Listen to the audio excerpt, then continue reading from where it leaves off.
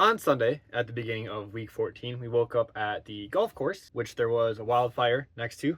But we talked about that in our previous video. We weren't affected by it, thankfully.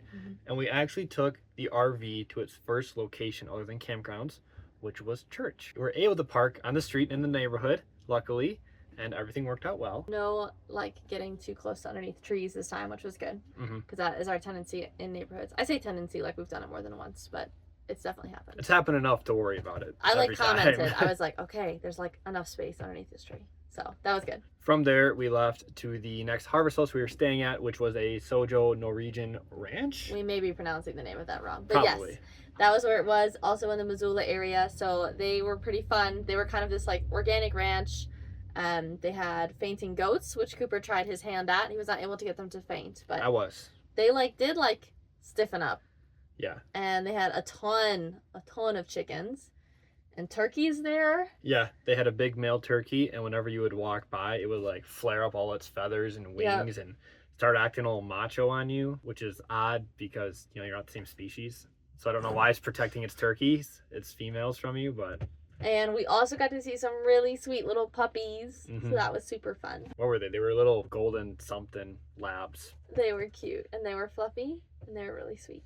And while we were staying there, we were near Garnett Ghost Town, which we made a whole video on it that we'll link here. But it was really cool. Yeah. It was about an hour, half hour, 45. Yeah.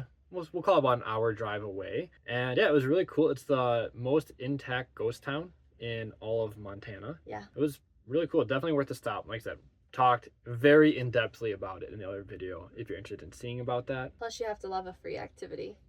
So completely free. Yeah, we really enjoyed that. That was cool. From there, that night we just kind of spent the night at this ranch. The next morning we were still staying in Missoula. We were trying something different out this time, which was, even though we were in the same city for 3 nights, trying to hop around to different harvest hosts and see what that was like. So this night we stayed at Big Sky Brewing Company, which was only like 30 minutes away.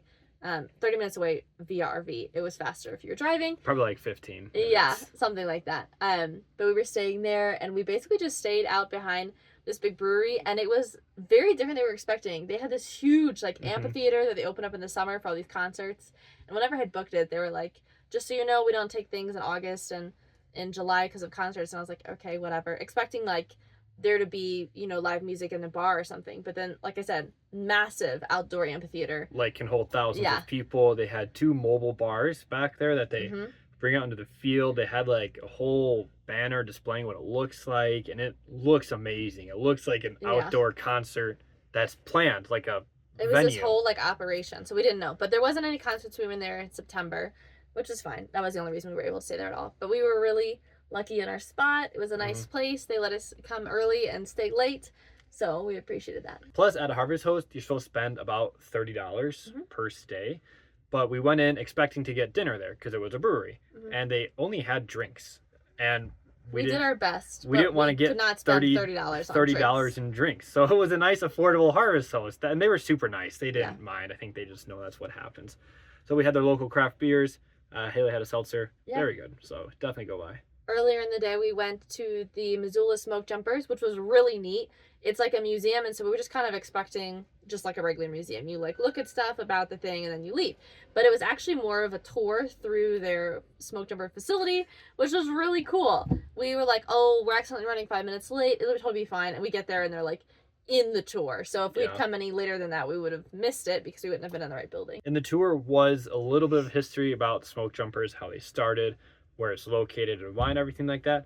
But most of it was actually walking through the SmokeJumper fire station. Yeah. Which we weren't expecting. Yeah. And there were people working, and they were working on their folding techniques and knots and everything like that. And we got to ask a couple of them questions. Super cool. And way more than we thought we were going to get. Yeah. Apparently there's 9 SmokeJumper bases throughout the country. Obviously in areas whenever they tend to have frequent just natural wildfires because of lightning or something like that.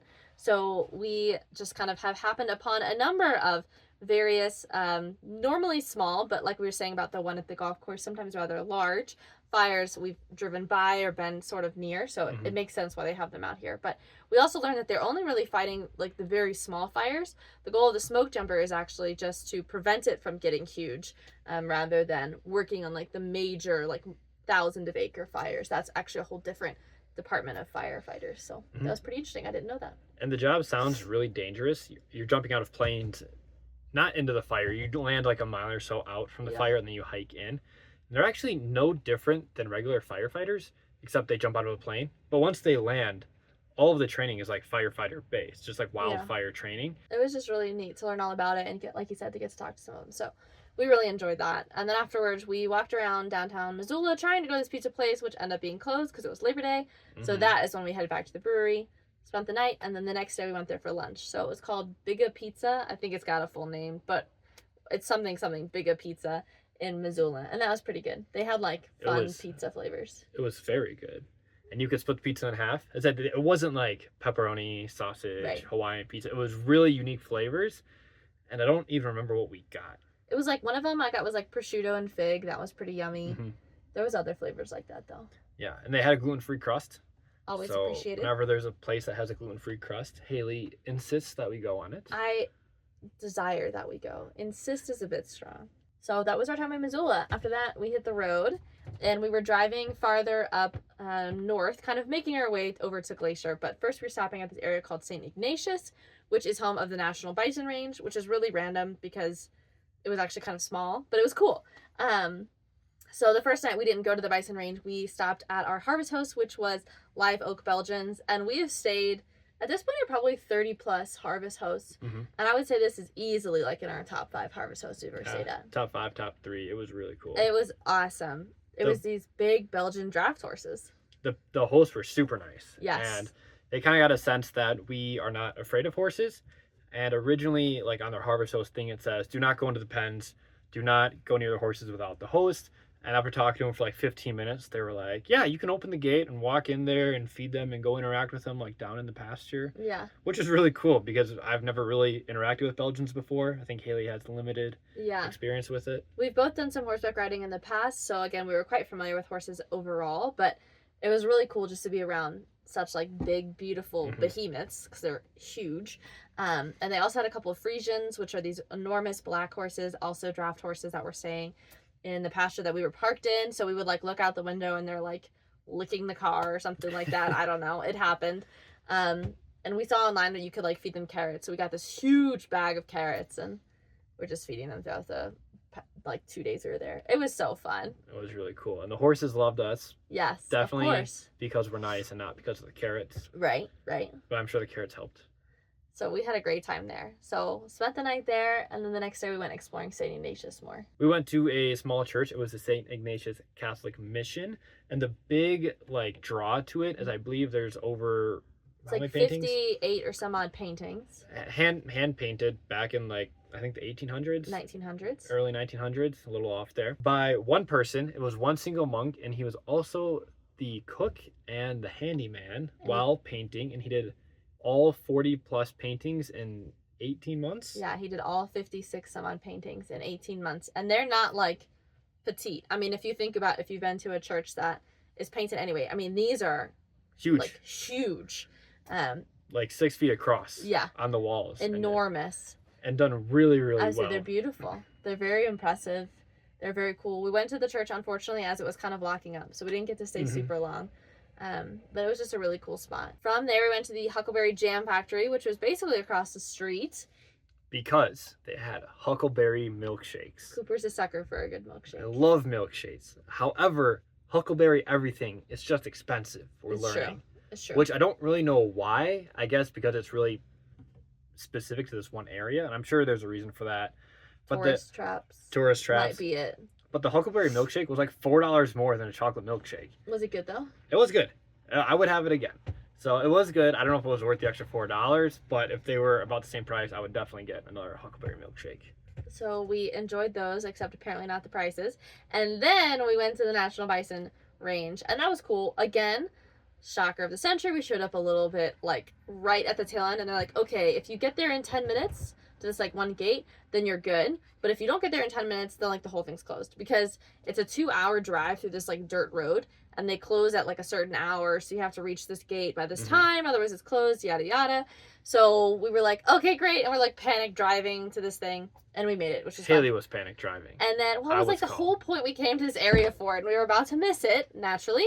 So we drove it, and it was nice. We didn't see bison for like a long time. It was like till the very end. The first half of the road, you're driving up a mountain. It was a cool drive. It was a very cool drive, but it's very dense. Not dense, but there's more trees in that area than there is in like the rest of the range. And we've learned bison don't tend to go towards trees because they graze on grass. They're very prairie focused. And so this was a very steep kind of mountain with like trees, and it took us about an hour or so to get up to it, and that's where you can see bear. And we saw a couple of cars stopped, thinking that they were seeing bear, and they were like, "Oh, we saw one like half hour ago," and we're like, "Oh, we missed it." So then we kept driving slowly, and then we stopped to go for a little hike to like, get a little viewpoint. And the car we met in the parking lot said they saw a bear like 20 minutes down the road, and we were amazed that we didn't see the bear. Yeah, because we were just there. That was a bummer, but it was okay, and we kept going. We've seen a lot of bears, so we're very lucky with that. Mm-hmm. We kept going. We did eventually find the bison. That was important. So that was fun. Again, quite a small herd in comparison to what we've seen, but we're also just really blessed that we've gotten to see so many bison in so many places. And most people don't get to spend multiple weeks in national parks, so we recognize that. So, yeah, I mean, we would still recommend the National Bison Range. It was so cool. It was very odd, though. It's very close to Yellowstone and the Grand Tetons. Relatively so. Like within a day's drive, if you want to drive far. So it was odd to me that there are these locations that are known for seeing bison. Right. And then there's this like, kind of in the middle of a really small town, in the middle of nowhere, there's also this bison range. But we've learned that's just kind of how it was a bit unique. A lot of things are out in the West. It was very cool. Very nice drive. It was more of like more focused on the drive because you're actually driving up these mountains, which was neat. Like low mountains, but you still couldn't take an RV back there, so we took the car. Yeah. But yeah, that was nice, and then ended up back at our campsite. Spent some more time with our lovely horse friends, and unfortunately, the next day we had to leave our horse friends behind, and that was sad. From there, it's now Thursday, and it was a very big Thursday because it was the first NFL game of the entire year, Chiefs versus Ravens, and I was so excited. I didn't necessarily want to go watch it somewhere, but I wanted to watch the game. And so Haley graciously understood that. It was a big deal to me, and so we kind of scheduled the drive and everything like that around the game. Yeah. And luckily, we were going at a Harvest Host that was a barbecue, smokehouse barbecue. It was like kind of a like barbecue, like a fancy barbecue restaurant, which we didn't know existed, meets like a sports bar. Yeah, the sports bar section was a little more downplayed. It was kind of in the back. But we sat back in the bar and they had a TV, able to watch the game.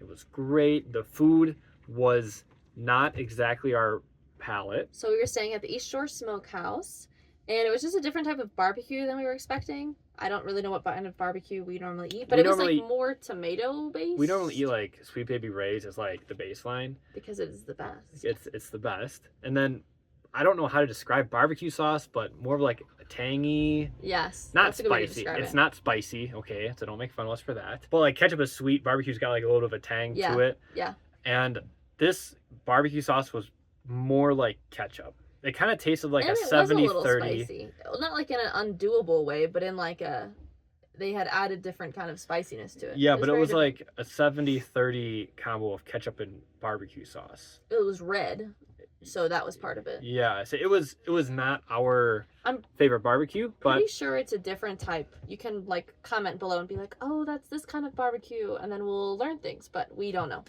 So we were a little bit startled, but that was fine. And the waitress was so nice, and the restaurant was really cool, and they had this really nice outdoor section, which we didn't sit at because the game was inside, but that's okay. And then we went out to our RV, which is literally just like in their big grass field next to it, and they had bunnies. Wild bunnies. I don't know if they're like really wild. I mean, like imagine like a big, like not like the bunnies you might be seeing in your yard depending where you are, like big flap-eared like pet bunnies, and there was like 10 or more of them that just lived there. I don't know why. There was a lot more than 10. They were everywhere. They were so fun. They were all these colors. I love bunnies. They were all these colors, and they just like hopped around, and we would like look out our screen, and as long as we didn't startle them, they would just be like right up next to the RV. They were under the RV for shade. It was. So Haley made me check 3 times before we left to make sure there were no bunnies underneath, and we wouldn't run them over. We didn't.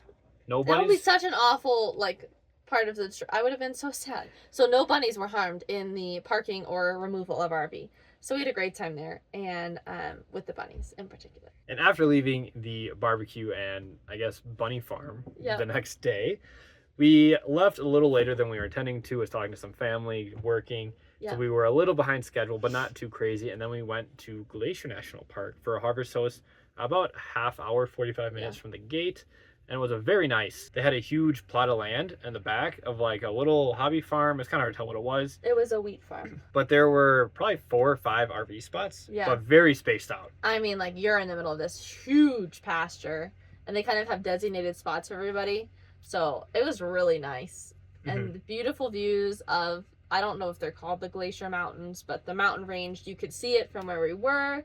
It was really lovely. Great sunrises, great sunsets.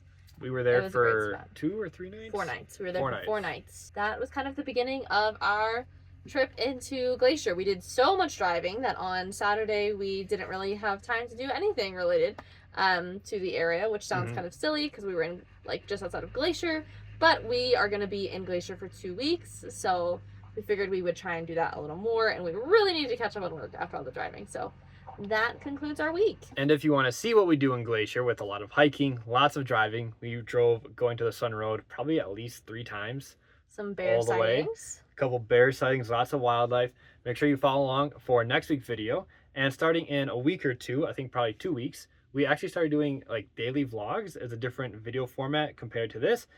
So if you want to watch those and be ready for when those come out, and let us know which one you prefer with the daily vlogging or with these like weekly recaps. We're trying to figure out. Yeah, we're trying to mix it up, see what works best. So let us know what you think. Other than that, that's everything for this week, and thanks for watching.